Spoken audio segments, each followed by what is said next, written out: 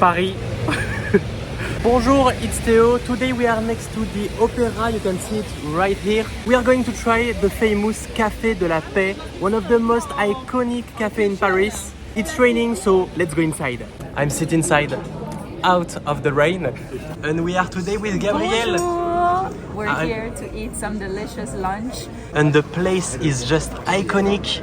When I was going like in the opera district, I've always looked to the Café de la Paix because it looks so beautiful inside. Merci beaucoup. They even have a brioche bread. This is like their signature bread. The Café de la Paix is one of the most iconic in Paris. Like many people know the Café de la Paix just by the name. Perfectly located because it's close to the Place Vendôme, the opera.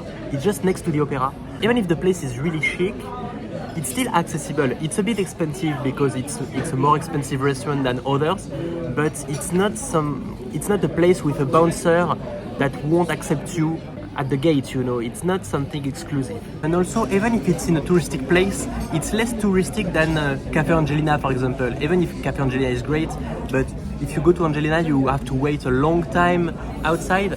For the Café de la Paix, usually you have no line. We are on a Tuesday lunch and it's not full right now.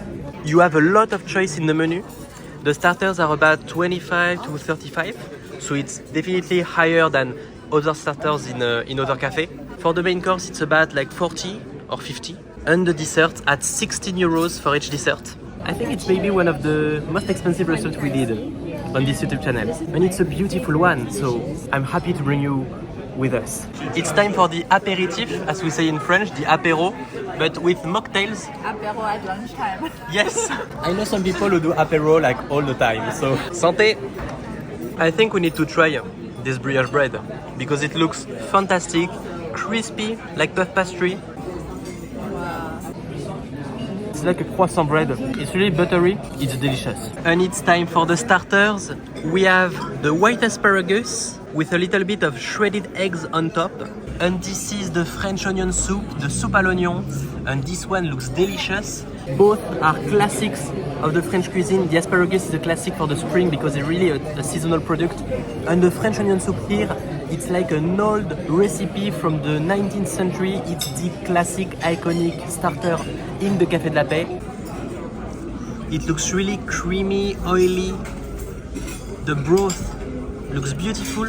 Ooh. Wow, that cheese though? It's not your first onion soup. No, it's not my first onion soup. It's actually one of my favorite starters. I had this in Edouard Brasserie, especially in the winter, in the colder months. But this one, the cheese is amazing. And the bread, usually, it's a little too heavy. But here, I think they did it very light. I would recommend to get this one. And what about the broth? Because it looks really, really good.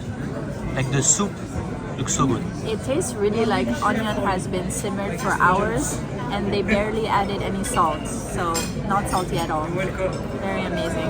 Can I try the onion soup? Yes. Let's go. The cheese and the bread is good, but I want the soup. I want to taste the onion. That is delicious. It tastes like the juice of a dish that simmers for hours. Like you taste all the flavors. It's really, really good. It's time to try the white asparagus with some pickles or capers.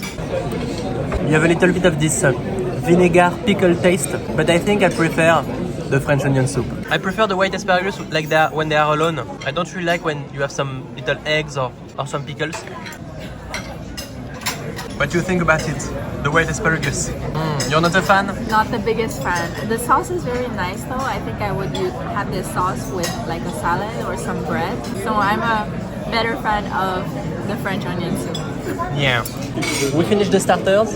The French onion soup is definitely a good starter. You need to try it in this restaurant. It's delicious. It's one of the classics of the house, so definitely try it. The asparagus were a bit less good because it's a mix with the sauce gribiche and some eggs on top. And I don't really like the shredded eggs, so it was not my favorite. We just have little history of the Café de la Paix from the waiter. and he told us that the ceiling with all the painting and even all the building of the Café de la Paix is classified as monument historique. When a monument is classified, or even just a building in Paris is classified monument historique, you can't just change it as you want, you can't just destroy it to build like a skyscraper. No, you have to keep the vibe and the charm of the monument, to keep like the old painting, and I really like that, to protect like the culture in France and the many cultural and historical places. It's so great to have this classification. Merci beaucoup. Oh là là. And it's time for the main courses, the plat, and now we are talking. This is the beef tourne-dos. This is the most tender part of the filet, and we took it rare to still have the thickness and the juice of the meat. We have like a roasted shallot and some homemade gnocchi and a little béarnaise sauce with tarragon. It's one of my favorite sauce. It's incredible. And this is the filet de canette, the duck breast. We have an orange sauce, some orange slices on top, and it looks absolutely fantastic. I chose the beef filet de tourne-dos saignant, which means rare. You are not used to saignant, you are not used to the bloody meat. Let's see how I feel about all the red. You will see it's the best temperature. I even prefer it bleu, so even more raw inside. It's so tender. The tourne-dos is the most tender piece of the meat, and it's still pink inside, but it's cooked. It's not bleu, it's not raw. I'm not used to red meat. Very tender. You see, I told you. Yeah, I really like it. I thought it would taste very raw and have a very strange taste, but just very soft, very delicate. But it's not raw, it's cooked. That's why it doesn't taste raw. You can't know you don't like before trying it. It's a pure pleasure.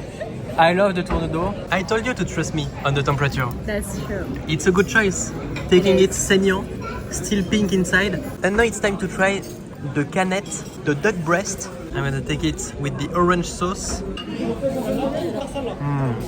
Yeah, it's as tender as the tourne-dos.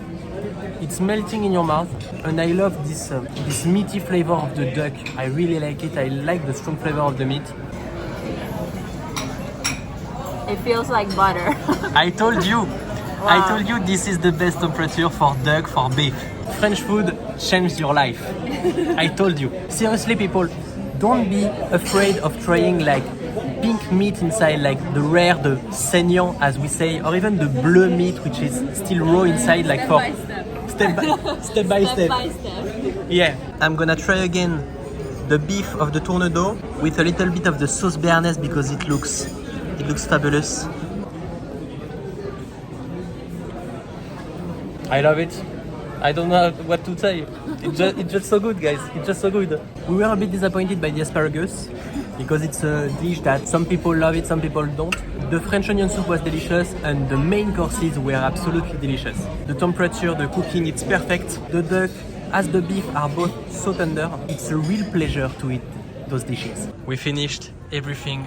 It was absolutely delicious, but do you have still room for the dessert? Of course, always room for dessert. Always. Always. The dessert just arrived. We decided to take the millefeuille because it's the classic of the house. The waiter told us it was delicious, it was one of the best in Paris, so I can't wait to try it. And also the crème brûlée, and this one looks fabulous. It looks like thick, so you have like a lot of custard to it. Gabrielle told me that she was not the biggest fan of the millefeuille, so she's gonna try it. Yes. Let's start with the crème brûlée. Break the crust. Oh, let's go. Looks beautiful.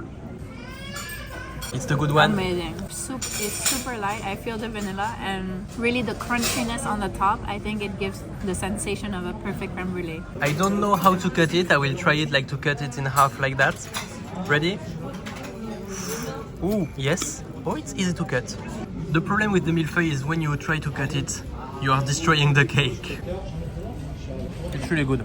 And the caramel on the side is delicious. So this dessert I'm usually not a fan of because usually the cream is very heavy. I love the cream. You see? The cream is very delicious. But I'm still not sure what to think about so much flakiness. Yeah, you don't like the mix of the cream and the flakes? I feel like flaky things for me are mostly salty. Oh, Honestly, I'm surprised by the Café de la Paix. I thought at the beginning it would be like a classic brasserie, a bit overpriced dishes and just classic dishes, but no, it's really good. Like it's really good quality. The waiter is absolutely adorable, and the vibe of the restaurant, the beauty of the place, it deserves the try, it deserves the price. It's definitely more expensive than other restaurants. It's not a creative cuisine, so you will just find the classics, but it's always perfectly made, and especially the main courses were incredible. We finished the meal. You're drinking a tea? Yes. It was perfect. Thank you so much for the Café de la Paix for inviting us. We are invited also with Instagram because I'm also active on Instagram, and this YouTube video is like a bonus to bring you with us for this beautiful meal, and it was incredible. Like honestly, it was delicious. If you come to Paris, even just for a drink, you need to try the Café de la Paix. It's an iconic place, it's beautiful, and it really deserves the hype. If you want to explore Paris and discover the French way of life, don't forget to subscribe to this YouTube channel. I post every single day, so see you tomorrow.